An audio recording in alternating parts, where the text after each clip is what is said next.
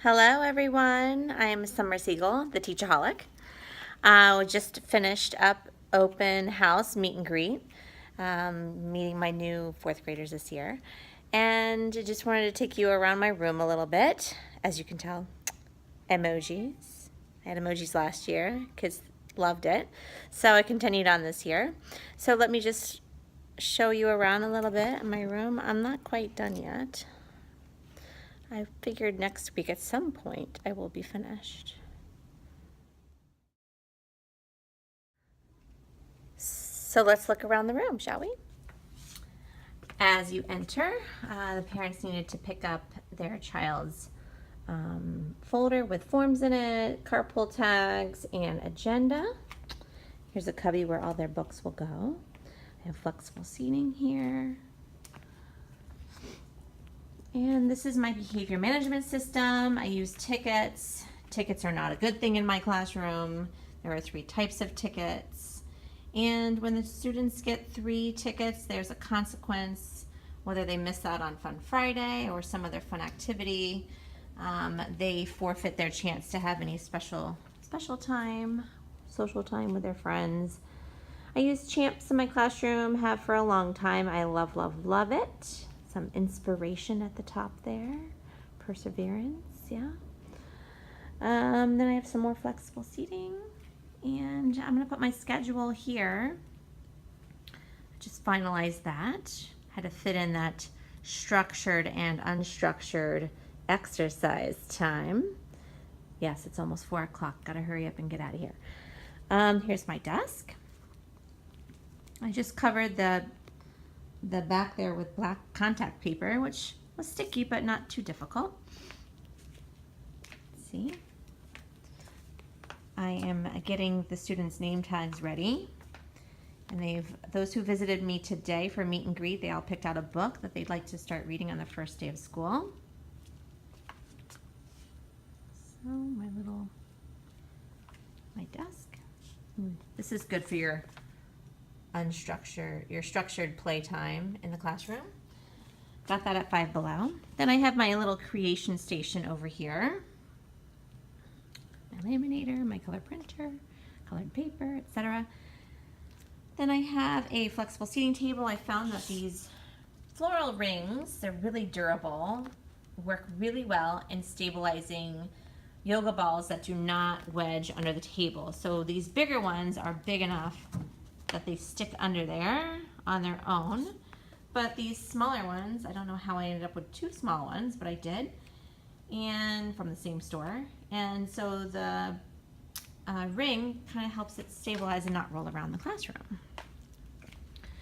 Also, some of the students and parents who came today, they dropped off supplies. And so they went to station number 3 and dropped off supplies. Get a load of these emoji curtains. Aren't they cool? One of my students helped me put them together. Very simple technique.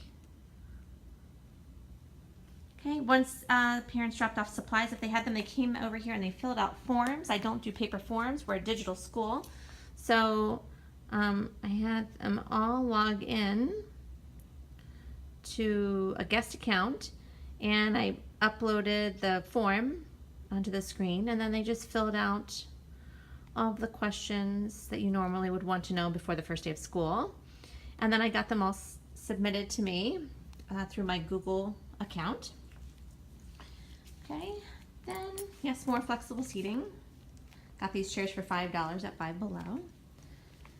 And I have a little reading corner over here. These are all of my books in a series.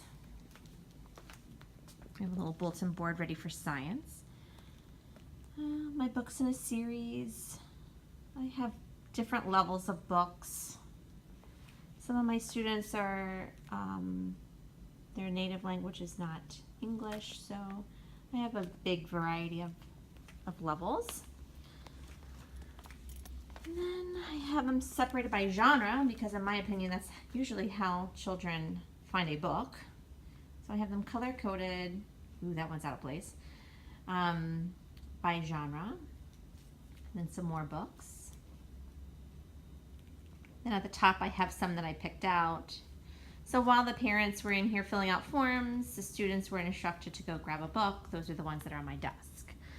Then also I have a big board in the back. I have a side of the board for homework, and I have a side of the board for a calendar. And I made my calendar really big this year because I found that a lot of my students had a hard time with long-term projects. They didn't see how to prioritize. So this hopefully will help them out this year. Then we have some more flexible seating. I have another table that I took outside, but that's for kids if they want to stand up and do their work. And there's our cart. Then I have over here, I have a computer central station. These are all, this was one of those big shoe holders, whatever they're called. And I cut it in half and then I hot glued the tops over so that they wouldn't rip. But now I'm hanging them here. They can put their headphones in here, their USB ports in here. I'm getting one of these for every student. Last year my students called it a digital assistant. And so they each make their own cover. And then inside I put directions on how to log in to different websites, passwords, etc., so that they have it all in one place. And if they ever ask me what's my password, all I have to say is, go check your digital assistant. So then I have a couple of rules here. Gotta put some more up. And then our little water bottles go over here. Mailboxes, coffee. Every teacher needs coffee. I have another little table here, and I have a whole cabinet full of surprises. These are Coleman seats. They're the kind that the stadium seats that they can sit in. They have a back on them. They can just pull them right up to the table and sit on them. I have about, I have about 8 of them. I have pictures that go on the cabinets. I have to reprint them because they got messed up last year to keep them organized. I have little cushions that they can put on chairs. I have lap desks. I have a couple of stools left over. If they're not broken, I have to check them. But as you can see, I have plenty of flexible seating. Since I teach 4th grade in Florida, I have a Florida word wall and all things Florida right there. I'm going to put all my math things on this side. And some little inspiration, Florida style. Okay. Speaking of inspiration, I also have these little call out speech bubbles with inspiring quotes and motivation. And that's that. That is my classroom today.